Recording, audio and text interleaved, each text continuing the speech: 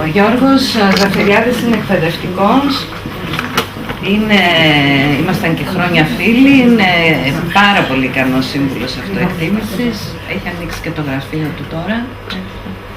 Σας συμφέρει να παίρνετε συμβούλους, θα είστε μες στο θετικό, θα τα μάθετε όλα αυτά που λέγαμε και είναι και οι τιμές τους, τα παιδιά δουλεύουν πολύ λογικές τιμές.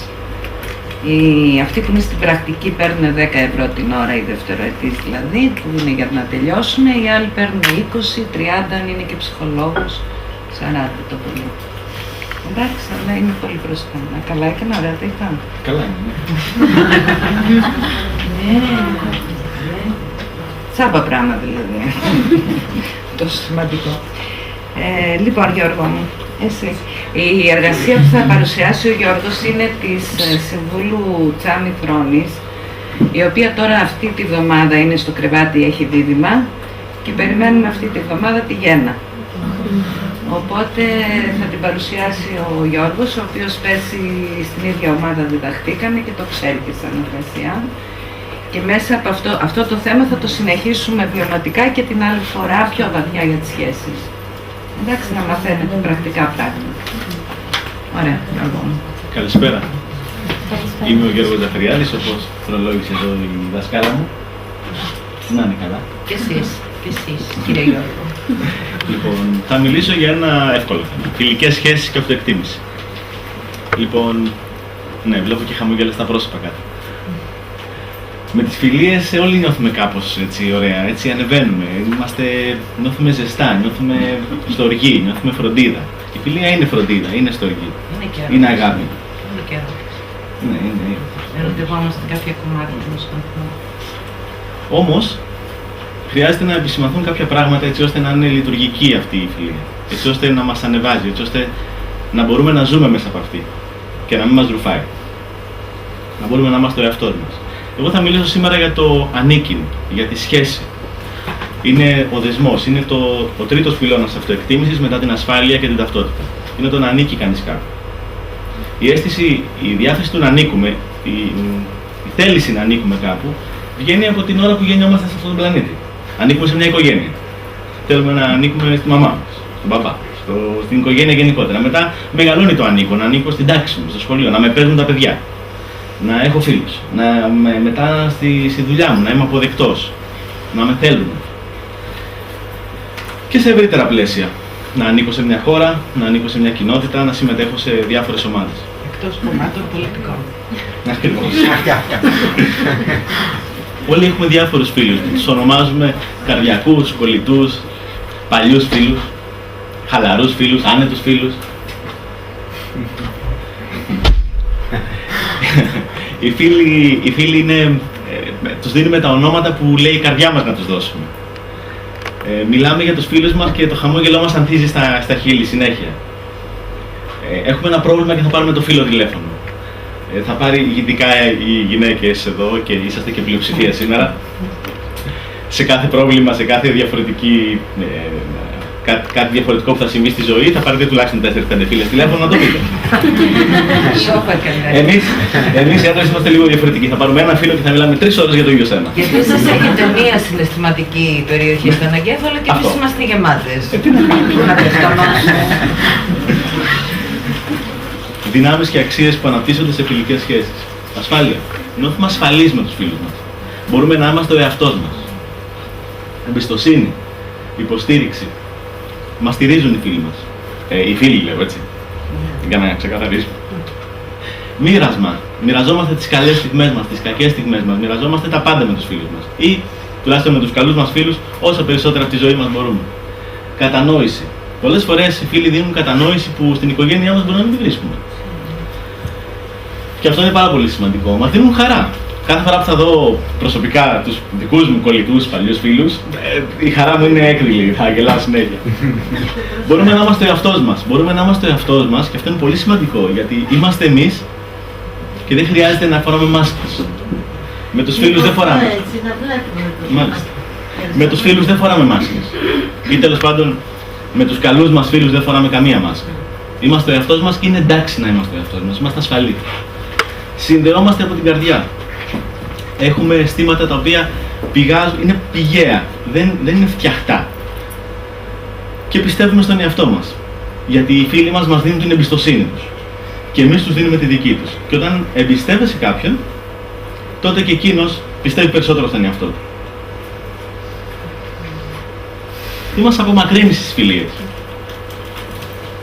Λοιπόν, στις φιλίες, όπως και στην υπόλοιπη ζωή μας, κάνουμε ένα από τα πιο απλά και πιο σοβαρά λάθη, το να τα παίρνουμε όλα προσωπικά. Και να τα δίνουμε προσωπικά. Και όχι μόνο να τα παίρνουμε, να τα δίνουμε κιόλας. Δηλαδή, αν γίνει κάτι, εστιαζόμαστε στο πρόσωπο και όχι στην πράξη. Αυτό δεν χτίζει αυτοεκτίμηση, αυτό χτίζει χάος, αυτό χτίζει χάσματα, αυτό χτίζει γκρεμούς, χτίζει βράχια στα οποία πέφτουμε συνέχεια. Εντάξει. Αυτό το εσύ μου έκανες αυτό, μου έκανες εκείνο, μου έκανες το άλλο, είναι προσωπική κριτική, είναι κριτική στο πρόσωπο, όχι στην πράξη. Εκείνη την ώρα μας έχει πληγώσει η πράξη, μας έχει πληγώσει το γεγονός, δεν μας έχει πληγώσει ο άνθρωπος, προσωποποιούμε. Αυτό είναι ένα από τα σημαντικότερες διακρίσεις που κάνουμε στην αυτοεκτίμηση, να διακρίνουμε την πράξη από το πρόσωπο. Δεν είμαστε οι πράξεις μας. Έχω κάνει άπειρα λάθη στη ζωή μου. Δεν είμαι αυτά τα λάθη. Και εσείς το ίδιο. Και κάθε άνθρωπος που ζει εδώ στον πλανήτη έτσι είναι. Εσύ δεν έκανες, εκείνο δεν έκανες, το άλλο δεν με πήρες τηλέφωνο, δεν με βοήθησες όταν είδες ότι ήμουν χάλια, δεν είναι εκείνο, δεν είναι το άλλο. Εσύ φταίς. Εσύ φταίς για όλα. Με ένα δάχτυλο που κουνιέται, σαν μαστίγιο, να τους πάρει όλους. Και βέβαια το κλασικό, εσύ εξαφανίστηκες. Όταν ένας φίλος χάνεται, το πρώτο που λέμε στο τηλέφωνο, χάθηκες. Πού είσαι? Λες και μόνο ο άλλος χάνεται, εμείς δεν χανόμαστε. Μα εγώ ήμουν εκεί, άμα με έπαιρνες τηλέφωνο θα απαντούσα. Ναι, γιατί δεν πήρες εσύ? Εμείς γιατί δεν παίρνουμε ποτέ. Μια καυτήματα που μπορεί πετάει στον άλλο. Μόνιμος ο άλλος εξαφανίζεται. Αυτό πραγματικά που μας απομακρύνει είναι ότι δεν διακρίνουμε την πολύ λεπτή διαφορά της πράξης από τον άνθρωπο. Θα το πω άλλη μια φορά, κινδυνεύοντας να γίνω κουραστικός, αλλά είναι πραγματικά πολύ σημαντικό. Πάρα πολύ σημαντικό.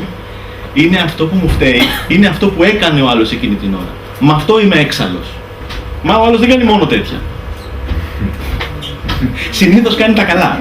Και έκανε κάτι το οποίο με έκανε έξαλλο, που με θύμωσε. Οκ. Έκανε και κάτι τέτοιο.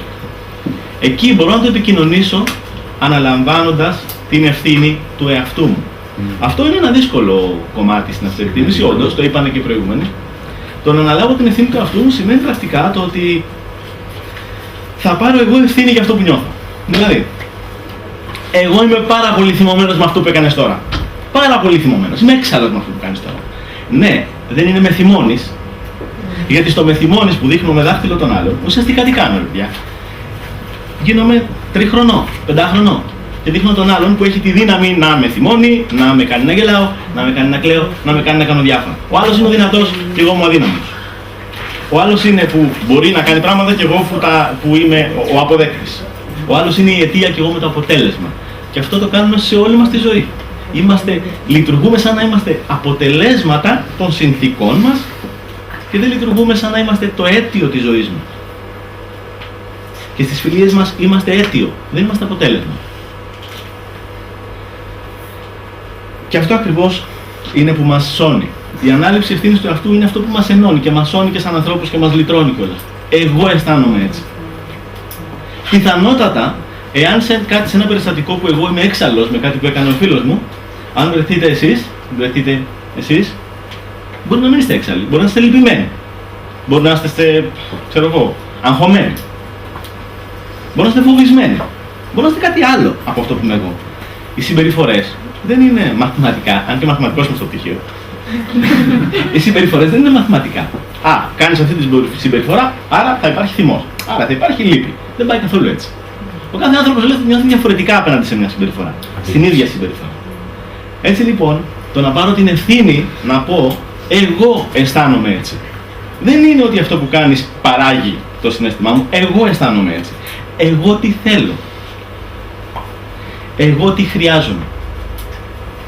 Τα συναισθήματα, ξέρετε, δεν είναι καλά ή κακά, σωστά ή λάθος. Τα συναισθήματα είναι συναισθήματα. Είναι να τα ακούμε, όπως είπαν και οι προηγούμενοι.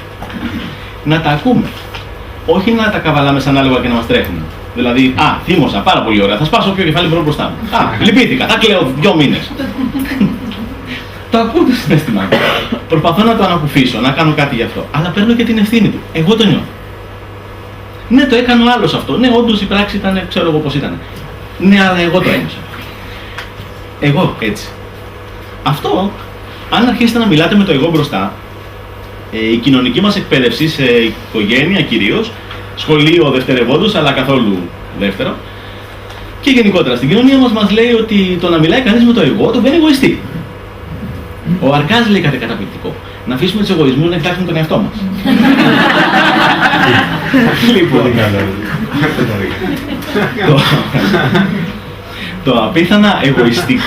το απίθανα εγωιστικό είναι το αυτονόητο. Ξέρετε, με τους φίλους τα σπάμε πολλές φορές και έχουμε συγκρούσεις, αρκετές συγκρούσεις και πολλές φορές βίαιες συγκρούσεις που χωρίζουμε με τους φίλους, γιατί λειτουργούμε με τα αυτονόητα. Μα δεν ξέρει τώρα ότι θέλω εγώ αυτό. Όχι, δεν το ξέρει, θα τον ενημερώσεις. Μα δεν ξέρει τι χρειάζομαι τόσα χρόνια. Μα εκείνη την ώρα ο άνθρωπος έχει και άλλα προβλήματα. Πες του τι θέλεις. Το να λέω εγώ τι θέλω, τι χρειάζομαι, πώς αισθάνομαι, ουσιαστικά ενημερώνω τον άλλον που είναι δίπλα μου και ακόμη περισσότερο σαν ευθύνη που έχω εγώ σαν άνθρωπος, αν είναι φίλος μου, τον ενημερώνω πού βρίσκομαι, πού στέκομαι. Έχει κάποιος από εσάς πρόβλημα να σχεδιάσει τη διαδρομή του έξω από αυτή την αίθουσα? Υπάρχει κάποιος που μπερδεύεται πώς θα βγει έξω? Υπάρχει κανένα? Γιατί ρε παιδιά? Γιατί βλέπετε την έξοδο και βλέπετε, ξέρετε που βρίσκεστε και ξέρετε τι ακριβώς πρέπει να κάνετε για να βγείτε έξω. Αν ξέρω που βρίσκομαι, μπορώ να σχεδιάσω οποιαδήποτε διαδρομή. Το να αναλάβω την ευθύνη του εαυτού μου και να λέω τι θέλω, τι χρειάζομαι και πώς αισθάνομαι, μου δείχνει εμένα πρώτα πού βρίσκομαι εγώ. Πολύ σημαντικό. Και άρα ακριβώς δείχνει σε μένα τη θέση. Και άρα μπορώ να πάω κάπου αλλού. Πολύ ωραία. Μπορώ να πάω κάπου αλλού όταν ξέρω που βρίσκομαι τώρα. Διαφορετικά δεν μπορώ να πάω. Έτσι χτίζεται το αστέρι της αυτοεκτίμησης. Με τον καθένα να συμμετέχει με το δικό του μέτρο. Δεν είναι όλα τα δάχτυλα ίδια.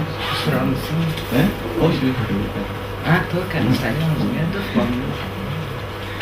Έτσι ακριβώς η φιλία γίνεται πραγματικά μαγεία. Η φιλία είναι τα πάντα. Μπορεί να μας πικράνει, μπορεί να μας δώσει χαρά, μπορεί να μας κάνει να λυπόμαστε, μπορεί να μας κάνει ανάλογος πώς θα τη φροντίσουμε εμείς. Μπορούμε να μην τη φροντίσουμε καθόλου και να την αφήσουμε να χαθεί. Ή μπορούμε να τη φροντίσουμε και να την καλλιεργήσουμε και να θεργέψει και να κρατήσει χρόνια. Στο χέρι μας. Και εμείς μαζί μας. Και να οριμάσουμε ακριβώς. Στο χέρι μας είναι. Ευχαριστώ.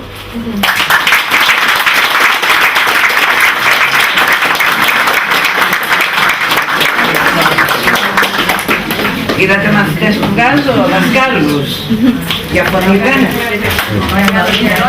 Θα δείτε και από τους άλλους. Ορίστε. Η φιλία στο ζευγάρι υπάρχει. Κύριε Γιώργο, έχετε ερώτηση? Ορίστε. Η φιλία στο ζευγάρι. Μάλιστα. Είπα να μην το μακρύνω γιατί είχα ένα τέταρτο και το κόντινα. Κάτι για τον δρόμο.